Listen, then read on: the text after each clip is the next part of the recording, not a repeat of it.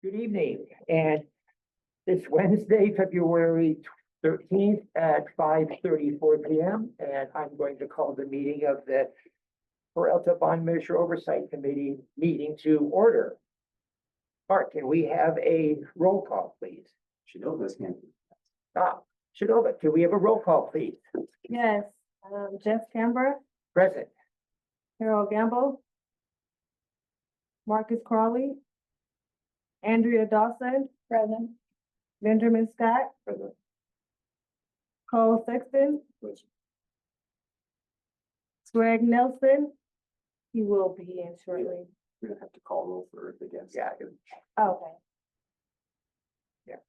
just as appointed folks, right? Thank you very much. Next is approval of the agenda. I'm going to ask for a motion if we could move items 5 and 6 to the top of this list so that we can have our presentation from John.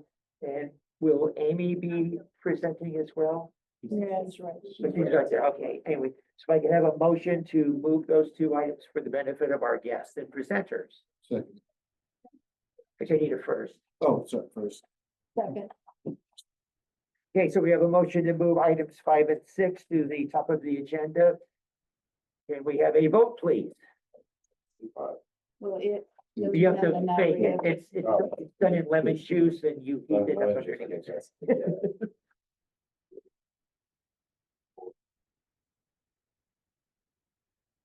Okay, so all those in favor? Aye. Aye. So it should be 4 unanimous. And with that, we will move down to item number 5, bond audit presentation. John, you are on.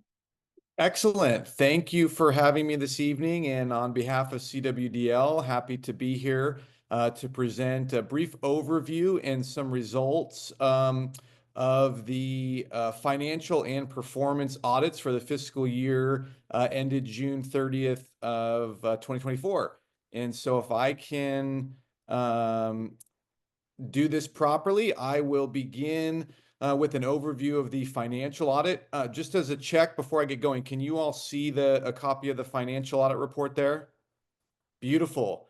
I will keep an eye out for hands. Feel free to stop me if you have questions. And I can get so excited and jumping into audits, but I'll try to temper that and speak a little slower and certainly pause for any questions. But with that, I will begin with the financial audit report for Measure A and G. And we issue 2 opinions in this audit report. This first one on page 1 is our independent auditor's report. This is where we're rendering our opinion on the accuracy and the completeness of the Measure A and Measure G general obligation bonds. And so in that second paragraph, we're stating in our opinion, the financial statements present fairly in all material respects the financial position of Measure A and Measure G general obligation bonds. That's known as an unmodified opinion. In years past, before the audit standards changed, the term was also synonymous with unqualified. But essentially that means that the financial data that management provided to us, that we performed our procedures over, we felt was accurate, it was complete. In particular, we're looking to ensure that both Measure A and Measure G are completely separated, that we can come in and examine the financial data of each one independently. And so that kind of transitions us right into the balance sheet for both measures, where we're looking at, again, the financial data and the disclosures. So as we saw for Measure A, kind of on the wind down side of the cash, not a whole lot of cash, but we do still confirm that with the Treasury nonetheless. Measure G did have a substantial cash position, ended here as of June 30th of 24. And then we're also looking at the accounts payable, those liabilities, as it ties in with the major construction activity. And that'll take us into page 5, which is the statement of revenues, expenditures, and changes in fund balance for both measures. We do confirm and we do perform some analytical procedures on the interest income. It's important to us that the interest earned on each measure independently stays with the bond measure. And so we did feel that that was accurate and complete and properly allocated based on the average cash balances as we examine that throughout the year. And then on the expenditure side, obviously a big focus, and that's going to tie in with our performance audit, where we're looking at those total expenditures, doing a really deep dive of all the categorizations, including the capital outlay there for both measures. And then you'll see here that the Measure A bond fund ended the year with 934,000 in an ending restricted fund balance, and Measure G had the 47.7 million in restricted ending fund balance for the year. And I mentioned that second opinion we render here in the financial report. This is our independent auditor's report on internal control over financial reporting and on compliance. And so essentially what that's saying is that we do have to examine the district's controls over both Measure A and Measure G in order to render that opinion. There's a significant volume of transactions that make up that expenditure activity, that make up that operational activity. And while we can't audit 100% of every transaction, we want to ensure that we can render an opinion with a high degree of confidence in its accuracy. And we do that by a kind of a dual purpose test where we're getting a very high dollar, high percentage coverage, but we're also examining controls. And this is where we render our opinion on controls. So if we identified gaps in controls, if we had concerns about the district's ability to maintain accurate financial reporting or to maintain compliance, we would be obligated to report those here. That was not the case. We had a positive result on the control environment here, both on controls over financial reporting and on compliance. And so maybe before I move into the performance report, any questions on the financial report for Measure A or Measure G for this fiscal year? Go ahead. Go ahead. No, Sure. yeah, go ahead. Well, I don't want to overly complicate this, and maybe I didn't read everything, but just for clarification, it says, on the independent auditor's report, it says our audit was limited to the objectives listed on page 4. And then it says management is responsible for the district's compliance with those requirements, which are separate. So what is the district responsible for auditing, and what are you responsible for auditing? So, and let me find that section. Where is that reference to page 4? Because I don't know that Well, is accurate. What's covered and what's not. So it's the first page. It's called the Independent Auditor's Report, Governing Board. It's the cover page.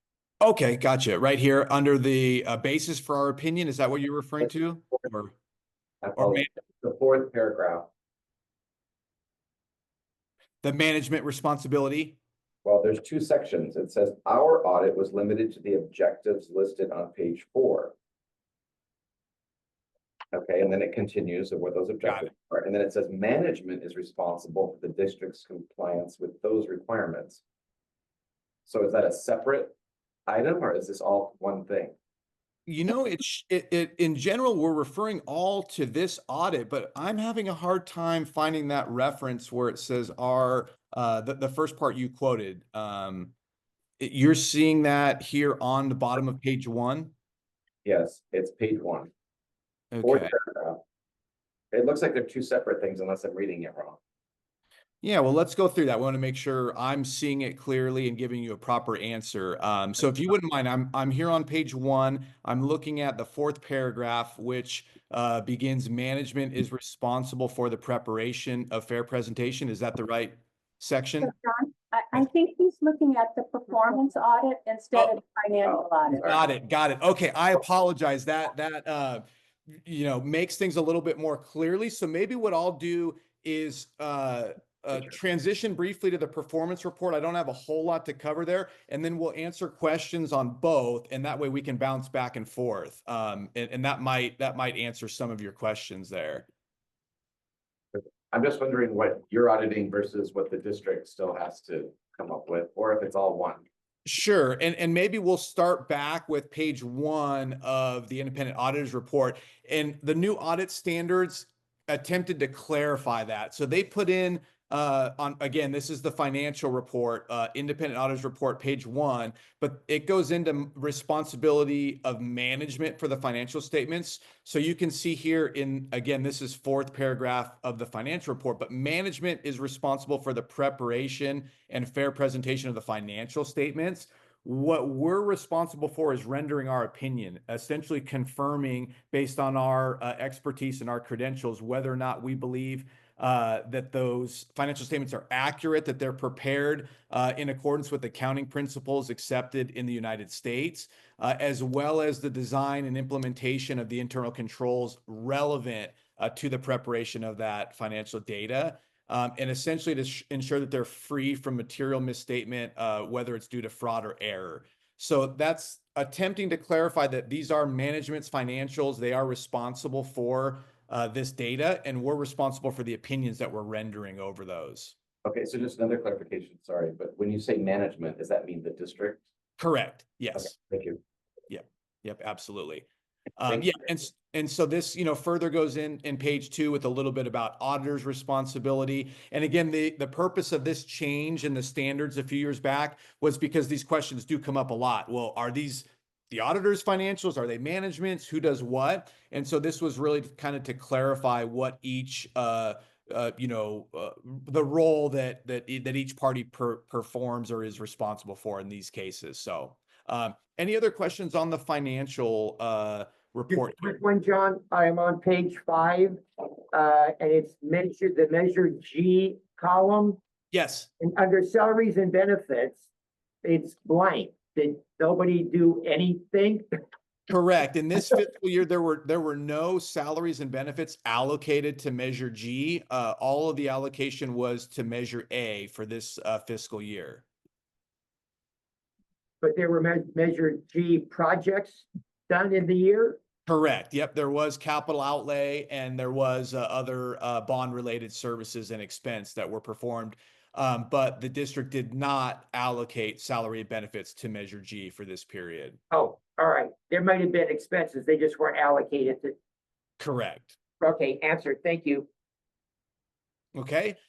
I'll jump into the performance audit. And again, then we'll circle back and kind of, they do go hand in hand. And so we'll go over that and then we can clarify any questions about either. So beginning on the performance audit, and again, this is for the period ended June 30th of 24. And I'm looking at page number 2, again, of that performance audit that just has a little bit of background on the legislative history of Proposition 39, which, you're all familiar with, but that 55% approval comes with the requirement for establishment of the Citizens Oversight Committee, as well as the elements that go into these audits. And then following the legislative history, we have the ballot language for both Measure A and Measure G, which we do rely upon as we're examining the expenditures. We're looking at allowability within the requirements of Prop 39, within the standards of the proper control environment of the district controls, kind of from procurement through expense. But then we're looking at each one and seeing, does this meet the intent of the authorization that the voters gave? And so we do have that in each of our samples as we go through. We do look at that official ballot language. As we move on to page 4, you'll see a little bit about the objectives and the scope, and then our methodology for the performance portion in particular. Just gives a little overview. I won't go into each one, but I will point out down there on the 3rd, 4th, 5th, 6th bullet point, it covers the expenditures that we performed over Measure A and Measure G, which were $7 million for Measure A and $38.4 million for Measure G.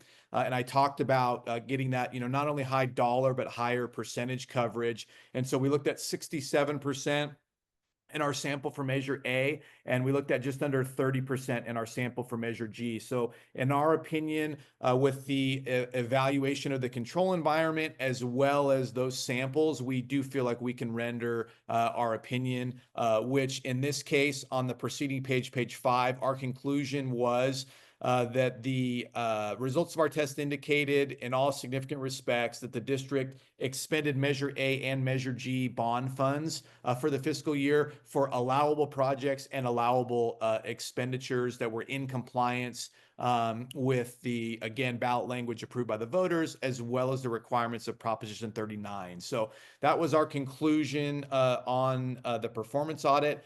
Happy to answer questions about financial performance for either of the measures for this fiscal year.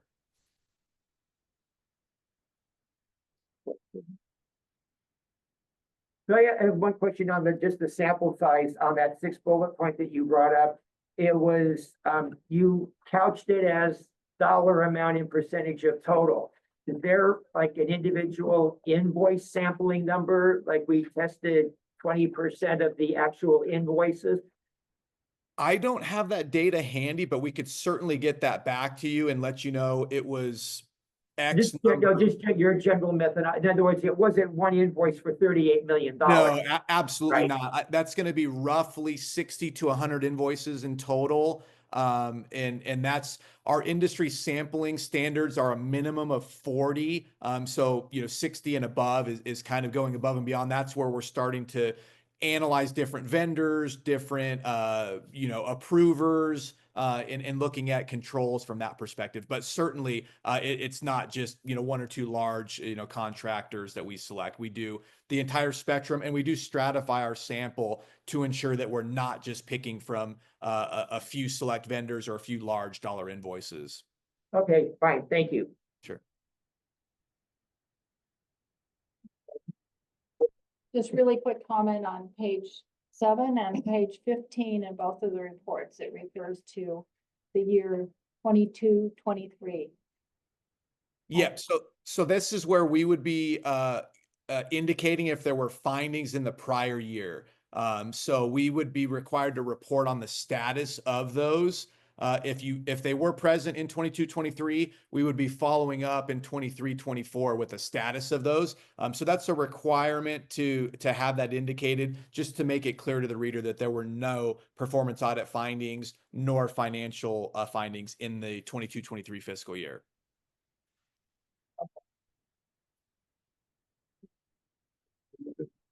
Yeah. Oh, Mr. Dominguez, I see, you cited the ballot language, and just for clarity, for my sake, is there, on page 3 of the second, italicized paragraph, I know, does your research, and auditing into this account for inflation for contractors over time? I And would how say- it impacts? Oh, go I ahead. would say loosely, we certainly would analyze that for any significant increases or cost creep or cost scope. But in general, to be honest with you, the financial and performance audit that we view as required under Prop 39 does not have a really, really strong element and assessment of that from our perspective. Again, we're coming from the financial side, CPA and compliance side. When we do have a contractors that we bring in as our third-party experts, and we do look at an element of that to see if there was inefficiencies, because that could be a performance finding. But just to be really clear, I would say that's kind of a secondary focus to what we're looking at, which is the core expenditures, allowability, but efficiency is something that is on our radar. But just want to be clear about the scope of that we look at from our perspective. Understood. Thank you. okay. Any other questions? Great. John, thank you very much. Appreciate the presentation. My pleasure. Have a great night, everyone. You bet. Bye. Yeah, Still not. I know he's gone, but I'm just curious, because it says our audit was limited to the objectives listed on page 4. So what is not included? I mean, that's what I'm just wondering. yes. So it sounds like it was limited. So, I think what we could do is you could post that question. We can send it off to John and get a response at the next meeting. Happy to do that. Maybe that was probably a better question than the first one I had. just so you know, I have a couple questions too, but I'm gonna table them so we can get to Amy and then do it by email also and expect an answer. Yeah, we'd be happy to forward those back on to. I'm just curious about scope. Okay, moving on to item number 6, bond measure update. Amy Marshall. And thank you for printing out the spreadsheet. I don't have paper this big. Yeah. I was trying to print it out and to cut it and tape it together, and it did not work. I've learned how to do it in finance and. This for the isn't last legal, so what is this? It's 11 by That's 7 by 17. 17. Yeah. Oh, I thought it was poster board, or poster What do we size. call it? What, there's a name for it. Yeah, probably. I always call it ledger side. Yeah. Ledger. Right? Ledger, huh? Yeah, and so this is a little bit, and I'll just go to the update first and then come over to this. This is a little bit of a bigger spreadsheet than usual, just because I wasn't 100% sure with Sharon's color chart and the numbers, what you actually wanted to see, so I figured I'd give it all. It's And then better we to can have go it all, from there. yes. Yep. Okay, so, we've done these updates a few times, and so I'm gonna get my pages in order as yours. Are you putting it up? or Do not? you want, are you doing the slides or the? If you spreadsheet? can do it on the slides, that would be great. And so, and I'll keep it brief because I'm guessing that you know about the projects in general. But We let's- should do a little summary of what they are. Yeah. It's been 6 months You since we can get talk. here, yeah. Yeah, yeah, yeah. okay, Yeah. perfect. Yep, and so the Merritt College Child Care Development Center is a 21 square foot, 2-story classroom building at Merritt campus. And so it's for the new child care and lab practicum program, combining 2 into 1 upgraded facility. And so that was the purpose of that. This was a design build project, and AE3 partners were on this along with Wickman Development and Construction. And it's with a $28 million project. And we'll see that over in the spreadsheet afterwards and that. Right now, the construction value is $28 million and it's about 50% complete. So they're really looking forward to probably a winter completion on that. Okay. And so we looked at this time, so last time we had a lot more exterior pictures. This time I took some of the interior ones along with, yeah, they're making a lot of progress and it's really exciting to see it come along. The next one is the horticulture project. And that is, that was originally, their horticulture center was from 1978. So this is an upgrade of that facility, designed by Nolan Tam and built by Thompson Builders. And this is a design bid build, and that's really common when we have, well, it's what we do when we get state funding along with the projects. And this is a $24.6 million budget, and it's about 80% complete. It's just under 25,000 square feet. And it is very exciting. It's going to enhance their certificate and degree program for landscaping design, arboriculture, nursery management, and permaculture. And this is set for probably, it's probably going to be spring. They had it scheduled for March, but I just heard in a meeting today that will be closer to June.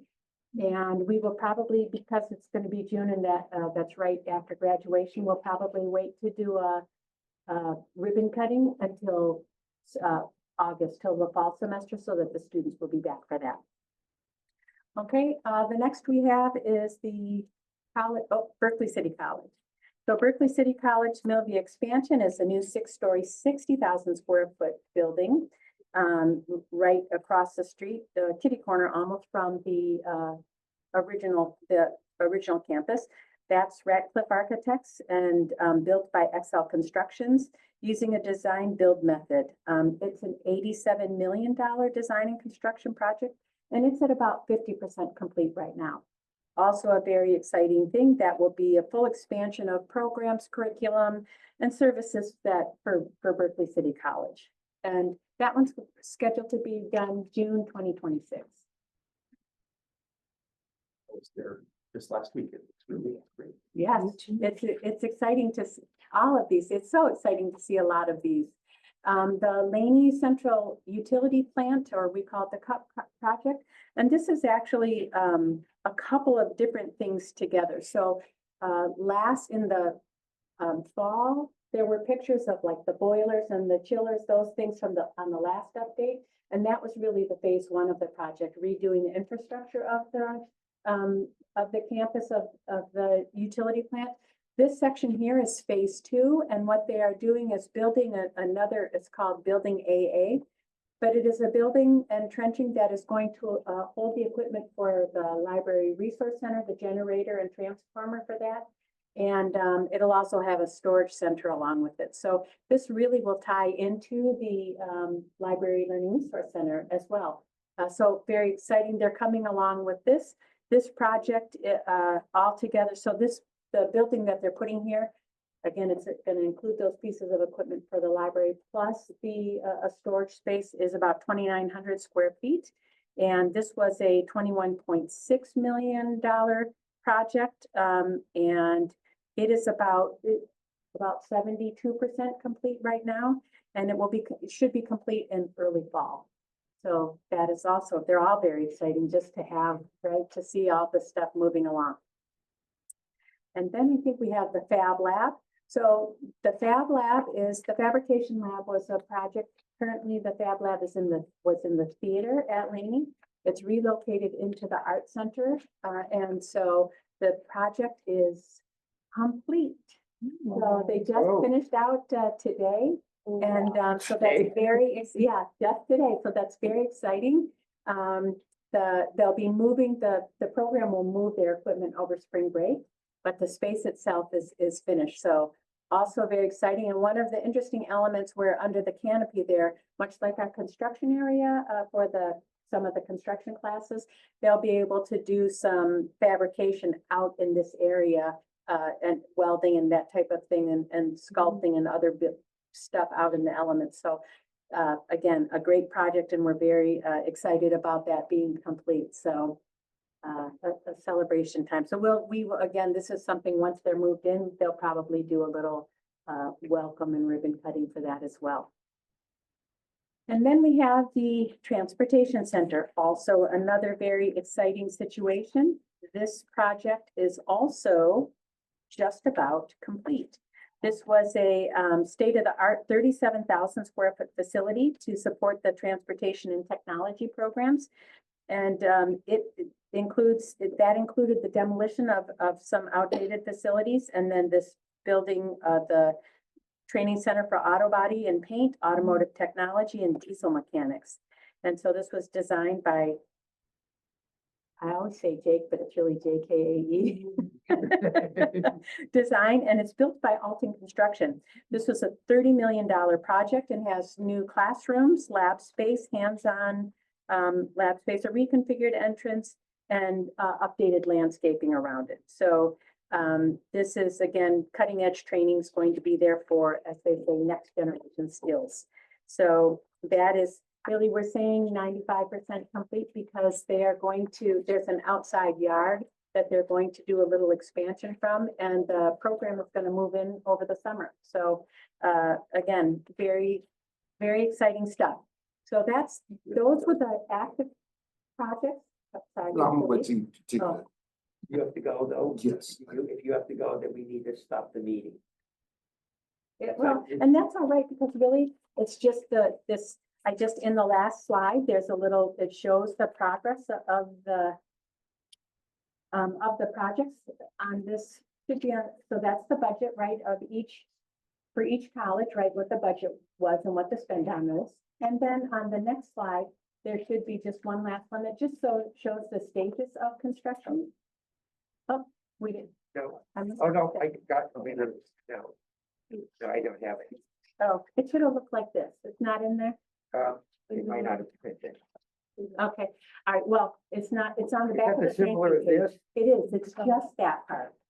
It's not, there's a Okay, yeah, so sorry. So it was this, and I'd be happy to come back and talk more about this. Okay, that was just, why do we do that? Because I know that he needs to go. Yeah, and Oh, this it's, is, he's saying it's in the right column. of the- yeah, it is in the right of the column, so, ledger. yeah, and this is. But this was a little summary. Yeah, that he did. yeah, and so, and again, we can talk about all these things the next time. I'm happy to come back anytime, That would be great. all So right? yeah, this was very important that we heard what was going on. So at this point, I just need to, because since you need to go, I need a motion to adjourn the meeting I'll just and a second. second. Who made the first? Someone, I first did. You first. So can I ask Oh, though, yes. can we do the same about this report as Benjamin and I have about the audits? Can we do the same? Actually, next Amy can meeting? come back at the next meeting to Yeah, cover the rest okay. of this, so for sure. All right.